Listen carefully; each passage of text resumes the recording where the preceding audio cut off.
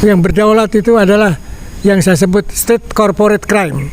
Terjadi penguasaan atau perampasan lahan rakyat oleh kelompok oligarki. Tapi nyatanya pihak pengusaha rakus ini sudah menguasai puluhan ribu dan merampas dengan cara paksa. Saya katakan merampas, walaupun kata mereka itu membeli. Rakyat kecil takut bersuara karena perampasan lahan ini sudah dilakukan lebih dari setahun yang lalu. Sampai hari ini pun rakyat masih takut berbicara karena pihak perusahaan masih mengerahkan preman.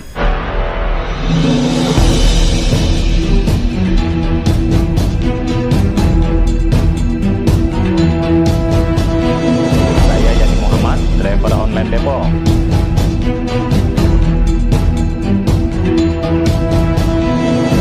Assalamualaikum warahmatullahi wabarakatuh.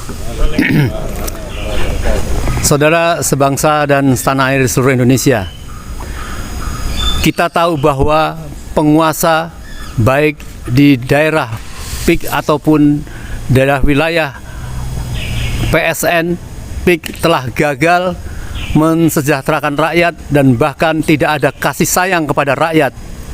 Oleh karenanya,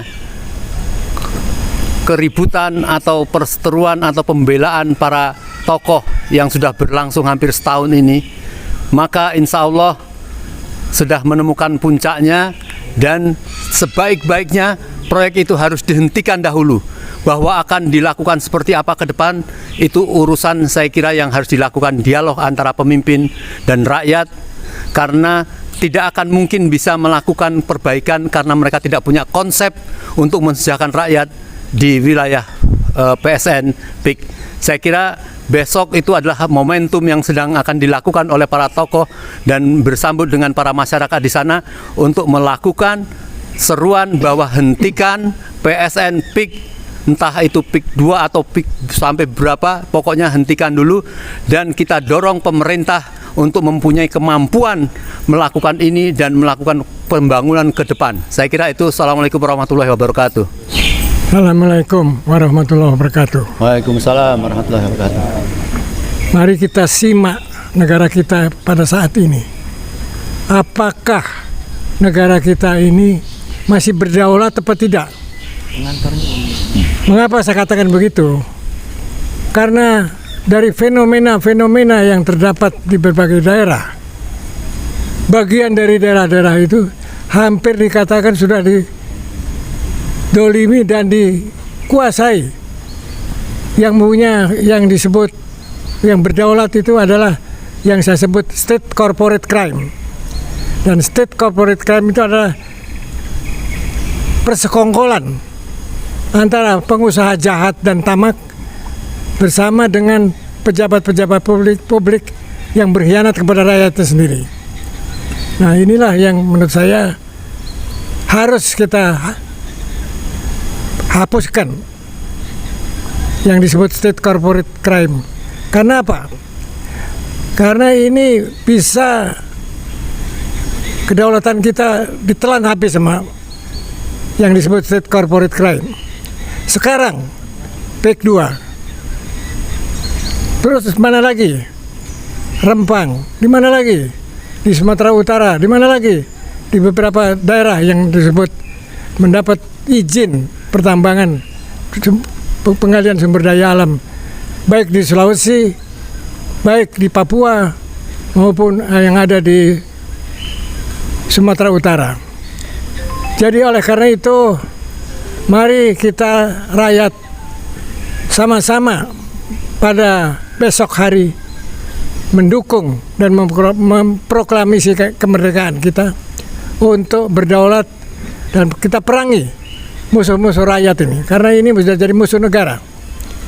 Oleh karena itu, saya harapkan pemerintah yang sekarang ini boleh dikatakan harus bertanggung jawab terhadap pada perongrongan dari kedaulatan ini, harus berani bertindak tegas dan harus tegas keberpihakannya. Terima kasih. Assalamualaikum warahmatullahi wabarakatuh. Terima kasih. Ini beliau adalah Pak Ripto, tokoh sepuh kita yang luar biasa kepeduliannya terhadap perjuangan ini. Maka kita minta semua rakyat Indonesia melakukan ini, dan seterusnya kami mohon ada Pak Sunarko, ada Ustadz Sobri Lubis, ada Pak Marwan, dan selanjutnya untuk memberikan satu komentar sedikit-sedikit. Kami silakan Pak Sunarko. Saudara sekalian sebangsa dan setanah air, pada kesempatan ini saya akan sampaikan apa yang tadi mungkin telah juga disampaikan oleh Pak Ripto, bahwa saat ini terjadi penguasaan atau perampasan lahan rakyat oleh kelompok oligarki dengan dalih macam-macam, dalihnya dibuat-buat, khususnya yang terjadi di PIK 2 atau Pantai Indah Kosambi, Tangerang. Kita lihat keputusan Menteri Koordinator Perekonomian bahwa lahan yang diberikan untuk kebutuhan PSN itu hanya 1.755 hektar. Tapi nyatanya pihak pengusaha rakus ini sudah menguasai puluhan ribu dan merampas dengan cara paksa. Saya katakan merampas, walaupun kata mereka itu membeli.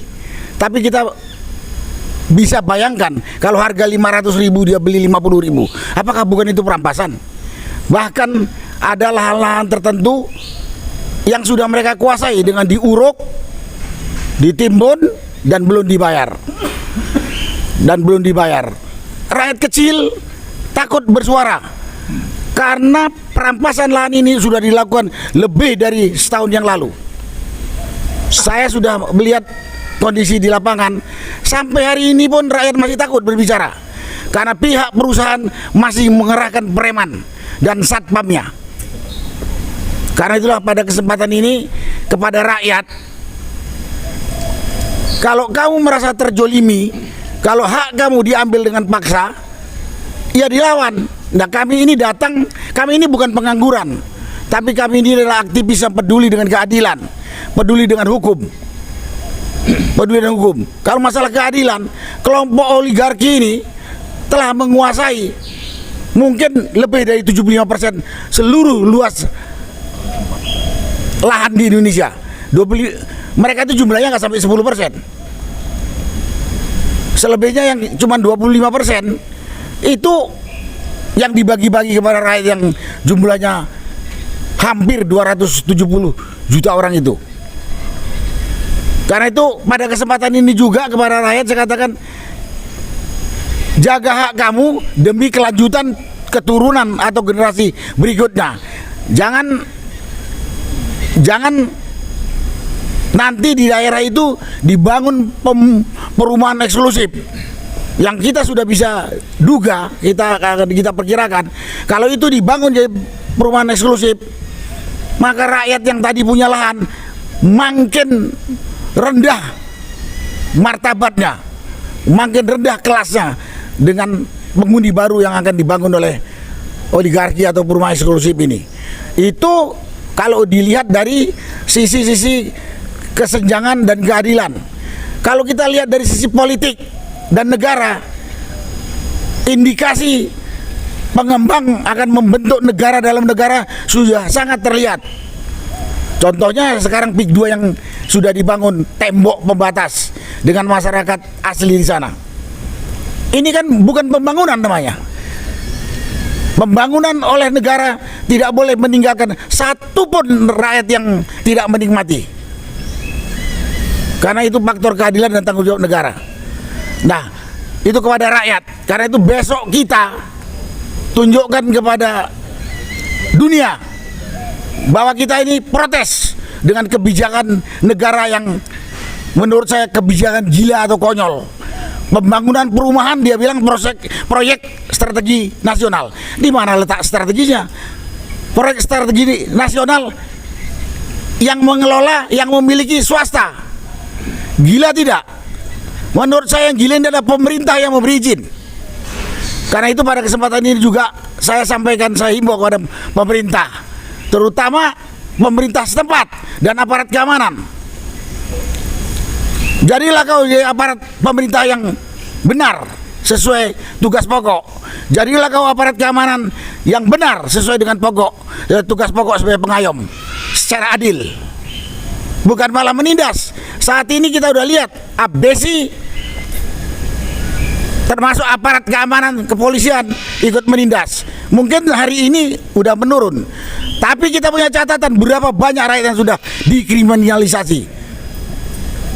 Nah, pada kesempatan juga kami menuntut agar pemerintah pusat mendengarkan penderitaan ini, mendengarkan kekonyolan ini, dan yang mengeluarkan keputusan PIK menjadi PSN harus dituntut pertanggungjawabannya, karena dia sudah sudah termasuk kepada ini pendukungnya pengusaha rakus busuk itu. Karena itu mari kita besok tanggal 8 di Desa Kohot, Kecamatan Pakuaci, kita bersuara menunjukkan kepada dunia, kepada lingkungan, kepada masyarakat, khususnya kepada pemerintah pusat, dalam hal ini presiden. Masa nggak dengar penderitaan dan penyiksaan yang dilakukan oleh kelompok oligarki yang begitu rakus dan biadab? Tidak usah takut. Mari kita berbicara tentang kebenaran, bicara tentang hak kita, dan bicara tentang kejujuran demi menjaga stabilitas negara dan pembangunan negara Kesatuan Republik Indonesia yang kita cintai ini. Terima kasih. Wassalamualaikum warahmatullahi wabarakatuh.